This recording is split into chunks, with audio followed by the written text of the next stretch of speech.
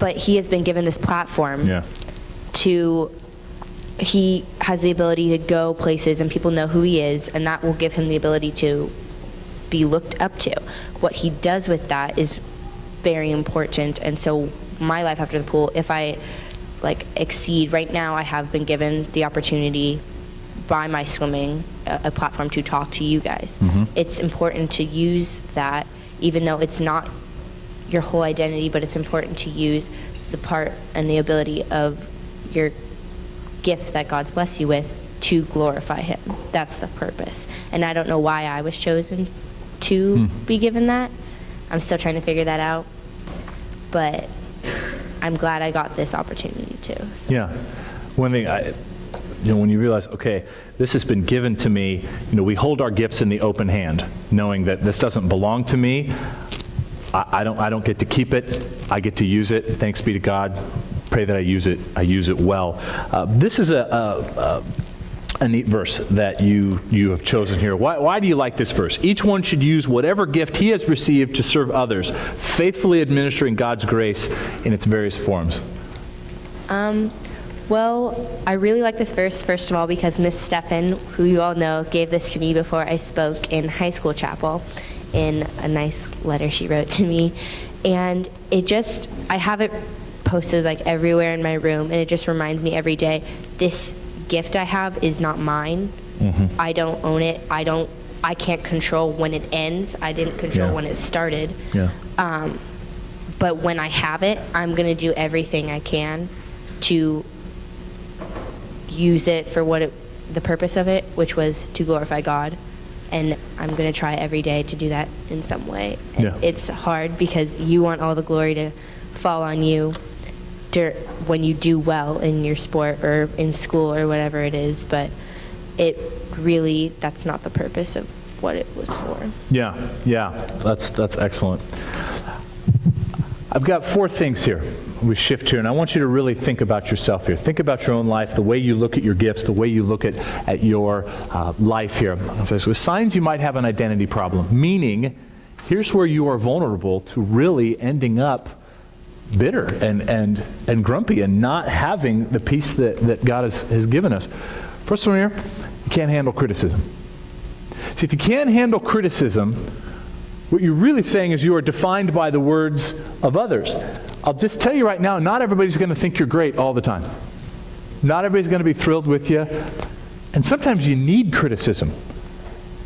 It teaches us, it opens our eyes in a way that is pretty unique. If criticism is a constant threat to you, I think you have an identity problem. Second one, you get bored or irritated if things aren't about you. Because what this really says is, I need this relationship, I need this situation to somehow get back to me. I need this team to be about me. I need this class to be about me. I need this discussion to be about me. I need your schedule to be about me. That's an identity problem. There's an idol there. Third one, can't let go of past failures or past successes.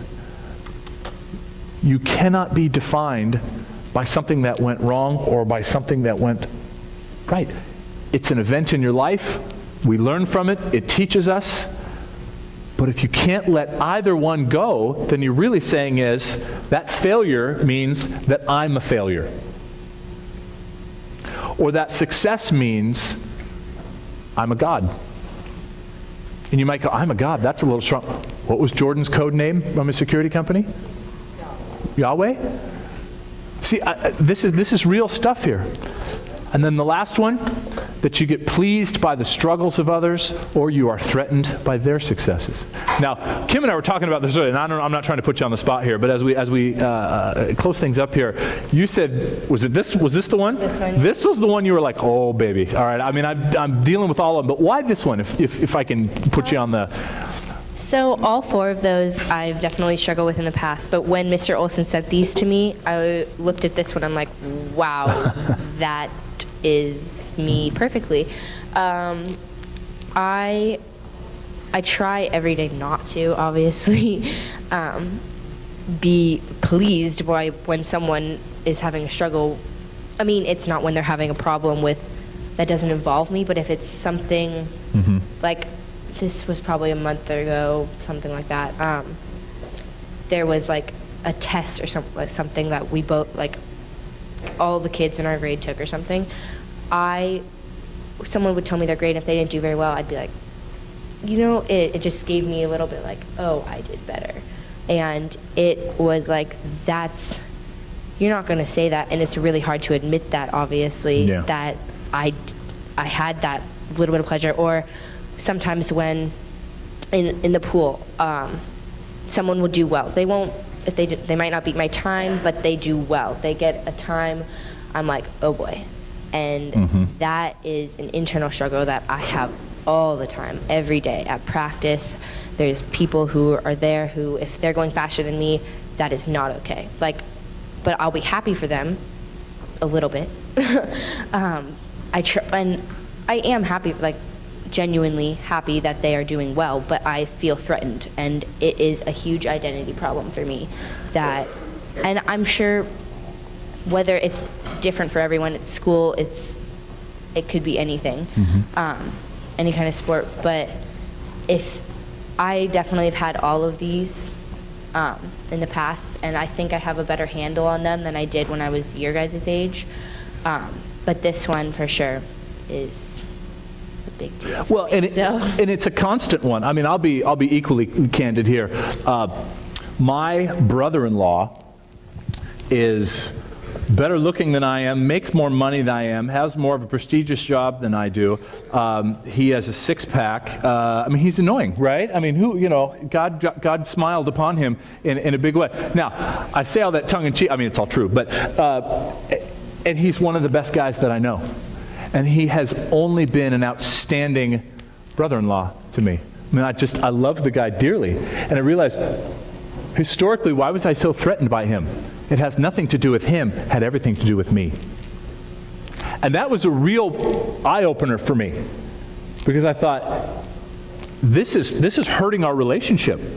I can't love this guy and be a friend to this guy at all if I'm threatened by these things. I need to get over that. And so, happy to report a lot of that is in the past, but there's always that. It's always out there. I mean, it never. That's why we're talking about this, gang, because the temptations never go away. The issue is always there, and to root ourselves in Christ is the only hope, because otherwise we end up like Jordan. And here's the thing with Jordan. You guys know King Solomon? Okay, King Solomon lived the life that we think we want. He had it all. He would look at Jordan and go, please, don't play with me. You own a plane, I own a country. Yeah? It's like, you got a little house there in Florida? Yeah. My house took 14 years to build. How long did it take your house to be built? Right? And yet Solomon was an absolute broken man at the end of his life, because he lost sight of who he was in Christ. The stories repeat if we don't base our identity in Christ. So would you give Kim a hand? This is a blessing to, yeah.